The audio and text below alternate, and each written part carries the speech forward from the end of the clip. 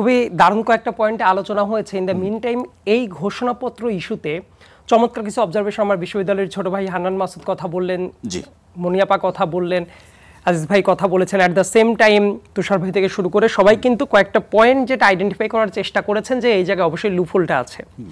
এবং আমি অনেক দিন যাবত এটা বলার চেষ্টা করছি, এটা হওয়ারই কথা ছিল। এটাতে আমি একদমই সারপ্রাইজড না যে এটা কেন এরকম হইল।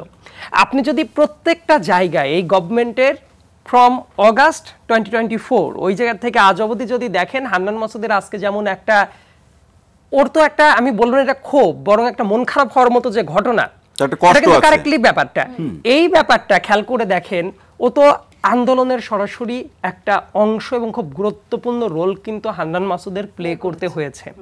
পরবর্তী ইতিহাস যাই হোক না কেন, ওই সময়ের ওই সিগনিফিক্যান্ট ভূমিকাগুলা কোনোদিনই মিথ্যা হয়ে যায় না। তার মনে যদি এই আক্ষেপটা থাকে, ও আজকে যদি এই প্রশ্নটা তুলতে পারে, কিন্তু ইন্টারেস্টিং ফ্যাক্টটা হইল এই সরকারকে নিয়ে যারা ক্রিটিক্যাল লেন্সে অনেকদিন ধরে দেখছে, তাদের প্রত্যেকটা জায়গায় সমালোচনা করা হয়েছে। তার মানে অনেকে আজকে যেটা বুঝতে পারছে, বহু মানুষ অনেক আগের থেকে বুঝতে পারছে, কিন্তু তাদের সমালোচনা কারা করেছে? কেন কিংস পার্টির মতো কথা আজিজ ভাইয়ের রেসপেক্টফুলি ব্যাপারটা বললেন, এটার পেছনে তো কারণ আছে।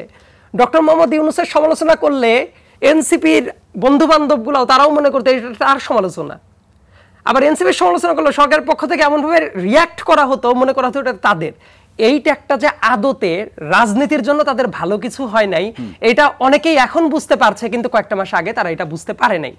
এই ঘোষণাপত্রের অনেকগুলো জায়গায় বুঝতে পারার মধ্যে দিয়ে কোনো সংশোধন বা পরিবর্তন আসতে পারে। আমার কাছে যেটা মনে হয় যে কি হবে, এটা ওই যে আবার বলছি, প্রত্যেকেরই রাজনৈতিক এজেন্ডা যেটা, এই ঘোষণাপত্র যতটা না, তার চেয়ে বেশি এইটাকে কেন্দ্র করে ইলেকশনের সাথে নেক্সাস তৈরি করে প্রত্যেকের অবস্থান নিয়ে বেশি সচেতন।